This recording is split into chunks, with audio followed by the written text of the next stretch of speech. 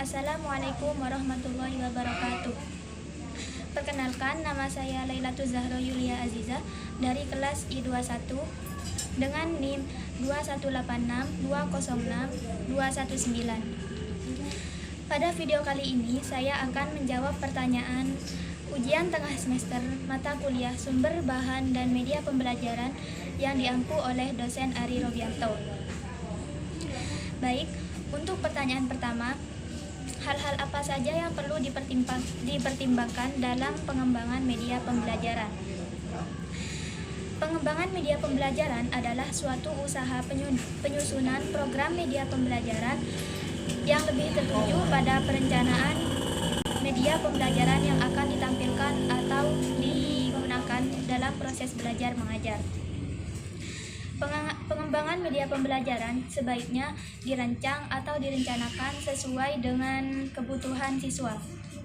Adapun hal-hal yang perlu diperhatikan dalam pengembangan media pembelajaran adalah yang pertama, adanya keterkaitan antara media pembelajaran yang digunakan dengan proses belajar mengajar. Agar penggunaan media pembelajaran berjalan dengan lancar, maka seorang guru harus mengetahui karakteristik dari media pembelajaran yang digunakan, sehingga media pembelajaran bisa disusun sesuai dengan materi yang akan disampaikan. Yang kedua, memperhatikan sasaran yang akan dituju. Seorang guru diharuskan mengetahui dengan jelas sasaran dari media pembelajaran yang akan digunakan. Yang kedua, memperhatikan sasaran yang akan dituju. Seorang guru harus mengetahui dengan jelas sasaran dari media yang akan digunakan, karena media pembelajaran sebaiknya disusun sesuai dengan kebutuhan siswa. Yang ketiga, memahami karakteristik dari peserta didik. Sebelum mengembangkan media pembelajaran, seorang guru harus mengetahui karakteristik dari setiap peserta didiknya. Seorang guru juga harus mengetahui keterampilan dan pengetahuan yang dimiliki oleh peserta didik yang akan menjadi sasaran dari media pembelajaran tersebut. Yang keempat, memperhatikan manfaat dari media pembelajaran. Hal ini berarti bahwa seorang guru harus mengetahui dengan jelas apakah media pembelajaran yang dia kembangkan benar-benar dibutuhkan oleh siswa atau tidak. Dan yang terakhir, memperhatikan dampak penggunaan media pembelajaran. Guru harus mengetahui apakah media pembelajaran yang dia gunakan dapat mempengaruhi intelektual siswa atau tidak. Karena media pembelajaran yang baik adalah media yang dapat meningkatkan tingkat pemahaman siswa yang dalam proses pembelajaran. Dalam hal ini dibutuhkan kecakapan seorang guru dalam memilih media pembelajaran. Untuk pertanyaan yang kedua, berdasarkan sifatnya, media dibagi menjadi 3, yaitu audio, visual, dan audiovisual. Jelaskan pernyataan tersebut. Jadi, berdasarkan sifatnya, media pembelajaran itu dibagi menjadi 3, yaitu media audio. Yang pertama, media audio. Media audio adalah segala macam bentuk media yang berkaitan dengan indera pendengaran. Karena berkaitan dengan indera pendengaran, maka dalam media audio ini penyampaian pesannya bersifat auditif atau hanya dapat didengar saja. Contohnya seperti kaset, radio, dan lain-lainnya.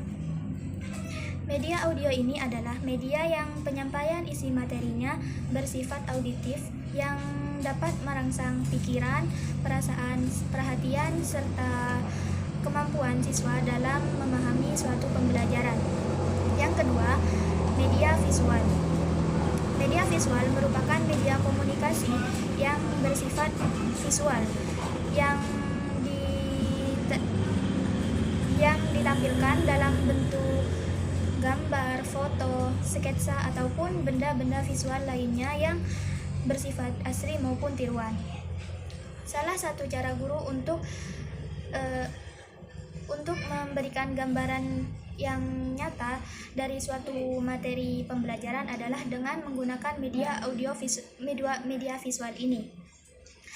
Kelebihan penggunaan media visual adalah Yang pertama, dapat mengatasi keterbatasan pengalaman yang dimiliki oleh peserta didik. Yang kedua, dapat menanamkan konsep yang benar.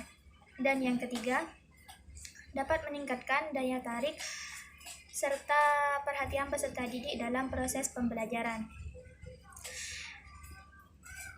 Media visual ini merupakan media yang paling umum digunakan karena memungkinkan adanya pemahaman secara langsung antara peserta didik dengan materi pembelajaran yang sedang dipelajari. Media visual ini dapat mudah dimengerti dan dapat dinikmati di mana-mana. Sifatnya yang konkret atau nyata membuat media visual ini lebih realistis untuk digunakan dalam suatu pembelajaran. Dengan menggunakan media visual ini, dapat meningkatkan aktivitas dan kreativitas siswa dalam memahami suatu pembelajaran. Yang ketiga, media audiovisual. Media audiovisual adalah media penyalur pesan yang memanfaatkan indera pendengaran dan indera penglihatan. Media audiovisual ini merupakan media pembelajaran yang penyampaian isi materinya memanfaatkan indera penglihatan dan pendengaran sehingga dapat membantu siswa untuk mendapatkan pengetahuan serta keterampilan. Media audiovisual ini memiliki beberapa karakteristik.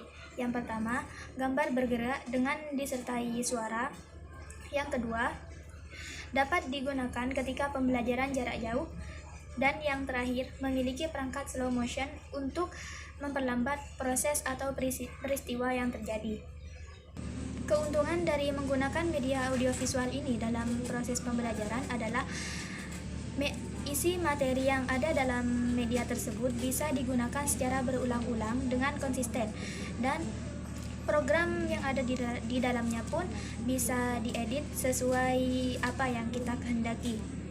Dan dengan menggunakan media audiovisual ini membuat suasana pembelajaran lebih mantap dan dapat mengembangkan kemampuan apresiasi dan imajinasi siswa terhadap hal-hal yang ada dalam materi tersebut. Adapun tujuan dari menggunakan media audiovisual ini adalah untuk memberikan penjelasan yang lebih menarik agar siswa dapat dengan mudah memahami materi pembelajaran sehingga proses belajar mengajar bisa berjalan secara maksimal. Media audiovisual yang digunakan dalam proses pembelajaran memiliki banyak manfaat dan keuntungan. Di antaranya, media audiovisual ini dapat digunakan sebagai pengganti alam sekitar dan juga dapat menunjukkan objek yang secara normal tidak dapat dilihat oleh siswa.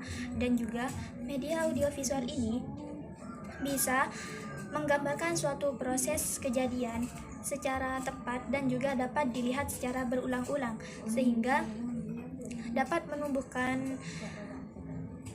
motivasi siswa untuk tetap melihatnya. Pertanyaan yang ketiga adalah jelaskan tentang sumber belajar, bahan ajar, dan media pembelajaran. Yang pertama, sumber belajar. Sumber belajar adalah segala sesuatu yang dapat dimanfaatkan oleh siswa untuk dalam proses pembelajaran, baik secara langsung maupun tidak langsung. Jadi, sumber belajar ini dapat membantu siswa untuk meningkatkan kompetensinya dan membantu siswa untuk mencapai tujuan pembelajarannya.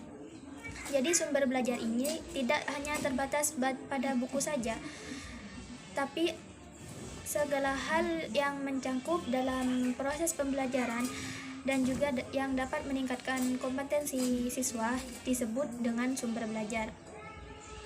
Segala sesuatu yang ada di dalam diri siswa dan memungkinkan terjadinya proses belajar itu bisa dikatakan sebagai sumber belajar. Intinya, sumber belajar ini dapat mendukung terjadinya proses pembelajaran dan dapat memudahkan siswa dalam belajar. Yang selanjutnya, media pembelajaran. Media pembelajaran adalah alat yang digunakan dalam proses pembelajaran untuk menyampaikan pesan, ide, atau gagasan berupa bahan ajar kepada siswa oleh guru. Alat ini dapat berupa grafik, visual, elektronik, dan audio yang dapat digunakan untuk mempermudah informasi yang akan disampaikan kepada siswa.